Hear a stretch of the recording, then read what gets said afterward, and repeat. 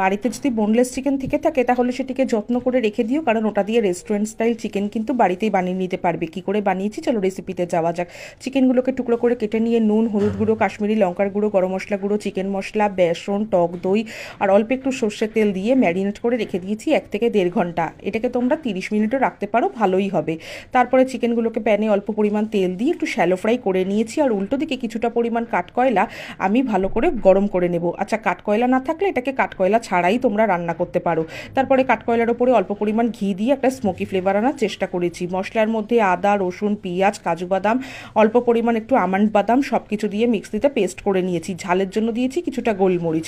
এবারে ওই ভেজে রাখা চিকেনগুলোকে গ্রেভিটা তেলের মধ্যে দিয়ে ভালো করে কষিয়ে নেওয়ার পরে ভালো করে কষিয়ে নেব। তারপরে নামানোর আগে দিয়ে দেবো কিছুটা ফ্রেশ ক্রিম, আর অল্প পরিমাণ একটু জল অ্যাড করে একটু থকথকে গ্রেভি বানিয়ে নিয়েছি। এটা রুটি, পরোটা সমস্ত কিছুর সাথে খুব ভালো যায়। ভিডিওটি ভালো লাগলে একটা লাইক আর কমেন্ট করে পাশে